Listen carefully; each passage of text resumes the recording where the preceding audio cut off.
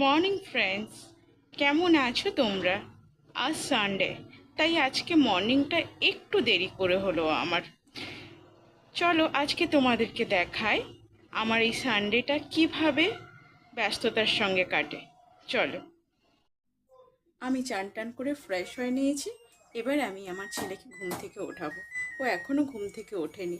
ওকে ঘুম থেকে উঠিয়ে ফ্রেশ করিয়ে তারপরে আমার গোপু সোনাদের চান করাবো। আজকে গোপু সোনারাও একটু দেরি করে চান করছে। আমি ওদের একটু আগে করিয়ে দিতে পারতাম, কিন্তু আমার ছেলে ঘুম থেকে উঠলে আবার কাঁদবে। ও বলবে, মা আমি তো গোপু দাদাদের চান করাতাম, তুমি কেন করিয়ে দিলে? তাই জন্য ওকে ঘুম থেকে উঠিয়ে তারপরে আমার গোপু সোনাদের আমি চান করাবো। চলুন বাচ্চাটাকে ঘুম থেকে উঠিয়ে দিই। বাবু উঠে পড়ো, উঠে পড়ো, দেরি হয়ে যাচ্ছে, ঘুম থেকে উঠে পড়ো। চলো চলো, তুমি গোপাল দাদাকে চান করাবে যে, উঠে পড়ো উঠে পড়ো, গোপাল দাদা অনেকক্ষণ উঠে পড়েছে, উঠে পড়ো। Good morning, good morning. ওম শান্তি বেটু, ওম শান্তি। সবাইকে ওম শান্তি বলে দাও। গুড মর্নিং বলে দাও সবাইকে। তাকিয়ে বলো, এদিকে তাকিয়ে বলো। Good morning. ওকে, চলো চলো, আমরা এখন মুখ টুক ধুয়ে নিই, দিয়ে গোপাল দাদাকে চান করাবো, ঠিক আছে? আমি ঘুম থেকে উঠে ফ্রেশ করিয়ে দিয়েছি। এবারে জল খাচ্ছে, দেখুন ও কেমন করে জল খাচ্ছে। চেয়ারে বসে স্ট্র দিয়ে জল খাচ্ছে। ও যখনই জল খায় তখনই স্ট্র দিয়ে জল খায়।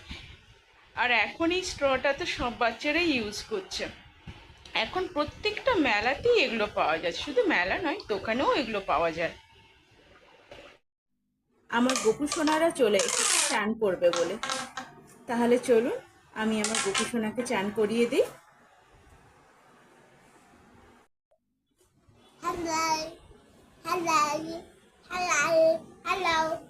দেখুন আমার ছেলে কিভাবে তার গোপু দাদাদের চান করাচ্ছে। ভালো করে চান করিয়ে দাও গোপু দাদাদের।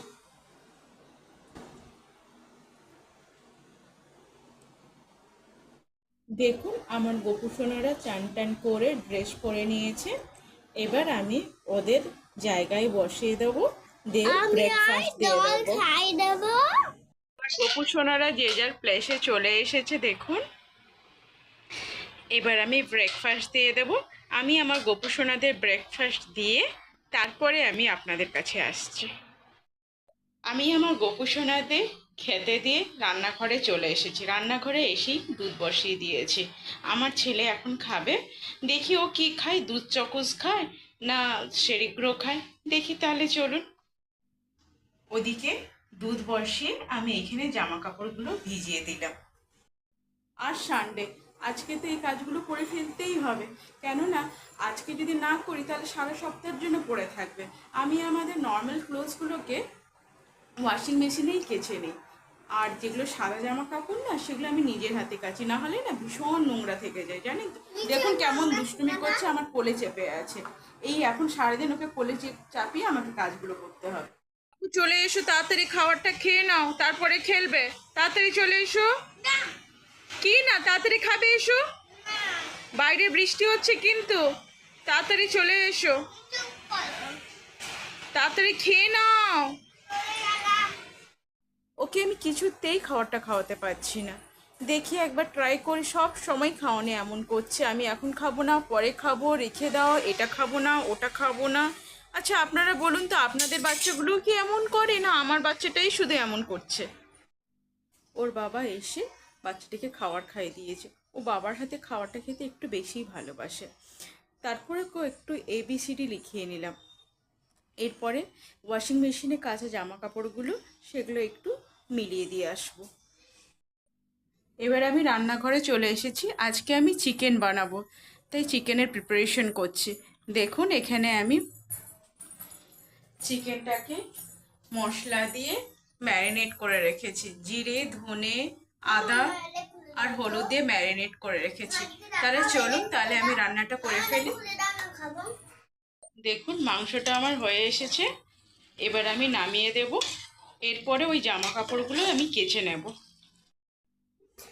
আমার কাপড় জামা কাচা হয়ে গেছে, ওগুলোকে শুকিয়ে খেতে দিয়ে এলাম।